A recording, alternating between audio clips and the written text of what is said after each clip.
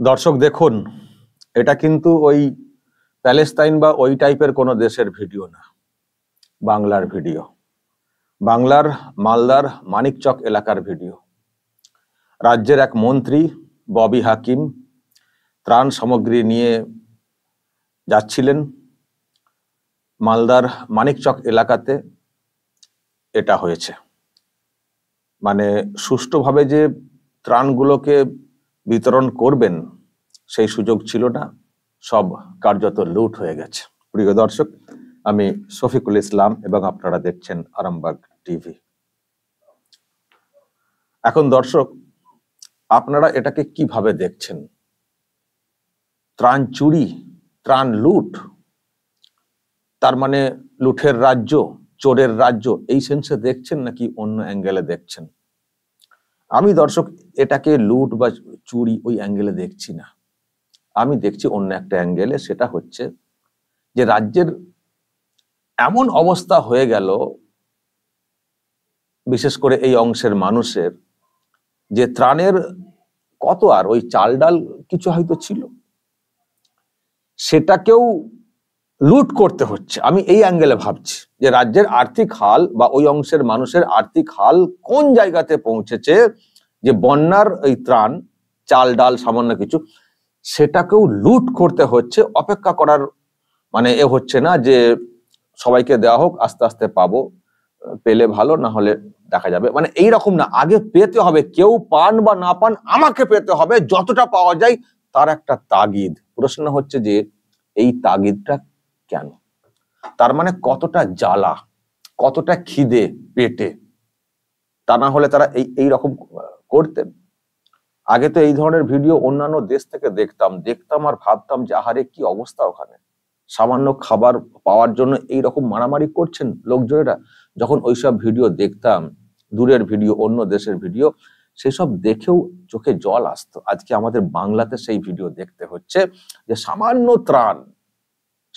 ত্রাণ, সেটাকেও আমাকে পেতে হবে। অন্যরা কে পাবেন না পাবেন তার থেকেও আমাকে পেতে হবে, আমার পরিবারটাকে চালাতে হবে। যতটা পাওয়া যায় ততটাই মঙ্গলের, যতটা বেশি দিন চালাতে পারি। মানে এই রকম অবস্থায় পৌঁছে গেছে বাংলার মানুষের আর্থিক হাল। আপনাদের দেখে কি মনে হচ্ছে? চোখ মুখগুলো, এখান থেকে ত্রাণ লুট করে অন্য জায়গাতে বিক্রি করবেন, চোখ মুখ দেখে সেটা মনে হচ্ছে। কি আছে ত্রাণে, কি দিয়েছেন একেবারে, কিন্তু সেটাকেও যে লুট করা, আমাকে পেতে হবে, এই যে ব্যাপারটা, এটা কোন জায়গা থেকে?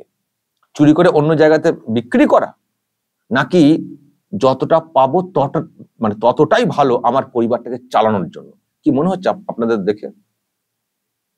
এটা ওটা না, লুট চুরি ওই সেন্সে না। আমরা জানি এই বাংলাটাকে চোরের রাজ্য, এইসব আমরা বলে থাকি, দেখে থাকি, কিন্তু এখানে যেটা হয়েছে দর্শক, আমি কিন্তু ওই সেন্সে ভাবছি না। আমি শুধু সংকট, মানে ক্রাইসিস বা সংকট কোন জায়গাতে পৌঁছেছে, আমি কিন্তু সেই অ্যাঙ্গেলে ভাবছি। এসব দেখছি, ভাবছি যে সত্যি বাংলাটা কোন জায়গাতে পৌঁছে গেছে, যে সামান্য ত্রাণ সামগ্রী, সেটাও লাইন দিয়ে নেওয়ার মতো ধৈর্য মানুষ ধরতে পারছেন না। যদি না পাই চলো যতটা পাই নেওয়ার চেষ্টা করি। সেটা নিতে গিয়ে এইসব কাণ্ড ঘটেছে, হুড়োহুড়ি হুস্তি হয়েছে। জানি না, লুট তো দেখতেই পাচ্ছেন, জানি না আবার এইসব করতে গিয়ে কেউ আবার জখমও হয়েছেন কিনা। খুবই খারাপ অবস্থা দর্শক, যা দেখতে পাচ্ছি। ভয়ঙ্কর ভিডিও। এইসব দেখলে মানে কি বলবো, ভাবতে হয় যে রাজ্যের হাল কোন জায়গাতে পৌঁছে গেছে। আর আমার ধারণা, বন্যার পরে ওখানে পর্যাপ্ত মানে যায়নি।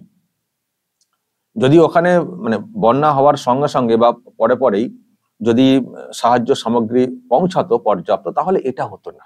তার মানে ওখানে পৌঁছায়নি। এটাও ভাবতে হবে আপনাদেরকে যে তার মানে সরকারের কি হাল, বা সরকার কতটা, তাহলে দেখুন যে এইরকম একটা কাণ্ড ঘটেছে, মানে বন্যা হয়েছে, মানুষ সমস্যার মধ্যে রয়েছেন, সংকটের মধ্যে রয়েছেন, সরকারি সাহায্য যেটা দরকার পর্যাপ্ত, তার মানে সেটা ওখানে পৌঁছায়নি। সেই জন্য যখন রাজ্যের এক মন্ত্রী কিছু নিয়ে গেছেন, এইভাবে আমরা সেটাকে লুট করতে দেখছি। তার মানে ওখানে কতটা ক্রাইসিস। তার মানে সরকারি পরিকাঠামো, সরকারি মেশিনারি মানুষের পাশে থাকার, তার মানে সেটা মানে কতটা খারাপ। মোদ্দা কথা, সরকারটা কতটা অপদার্থ এটা পরিষ্কার। যে একজন মন্ত্রী সামান্য সামগ্রী নিয়ে গেছেন, সেটা লুট হয়ে গেল। দর্শক, ভাবার চেষ্টা করুন যে রাজ্যের হালটা কোন জায়গাতে গিয়ে পৌঁছে গেছে। তবে এইসব হলেও তৃণমূল কংগ্রেস তো তারা আবার রাজনীতি করতে কম করেন না। লোকেরা তৃণমূল কংগ্রেসের যখন এইসব কাণ্ড ঘটেছে, তারপরেও এলাকার মানুষকে ববি হাকিম কি বলে এসছেন শুনবেন। আমি একটা ছোট বক্তব্য আপনাদেরকে শোনাই। ববি হাকিম কি বুঝিয়েছেন, এই যে এত বন্যা হচ্ছে, সেই বিষয়ে কাদের দিকে দোষ ঠেলে দিয়ে কাকে বাঁচানোর চেষ্টা করেছেন, আমি তারই একটা ছোট্ট বক্তব্য আপনাদেরকে একটু শোনাবো। শুনুন, তাহলে বুঝতে পারবেন যতই ক্রাইসিস বা এই সব কাণ্ড ঘটুক না কেন, রাজনীতি করতে এই তৃণমূল কংগ্রেস কিন্তু 1 নম্বরে। তাদের কাছাকাছি কিন্তু কোনো দল পৌঁছাতে পারবে না রাজনীতি করার ক্ষেত্রে। আমি দর্শক আপনাদেরকে শোনাচ্ছি।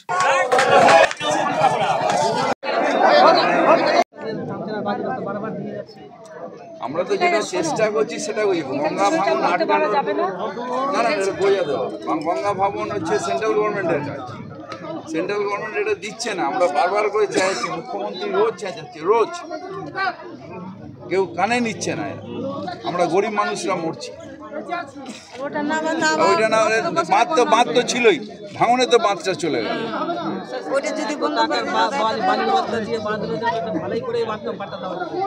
ঢালাই তো আমরা করতে পারি না, গঙ্গা সেন্ট্রাল গভর্নমেন্টে, মোদী সরকার করছে না। আমরা সাজা দিচ্ছে আমাদের। যাই হোক, যেটা আমাদের এখন করণীয় পাশে দাঁড়ানো, সেই কাজটা এখন করি। ওটা কোটি কোটি টাকার ব্যাপার, ওটা ওদের সাথে লড়াই আমরা পরে করছি, নিজেরা বাঁচি।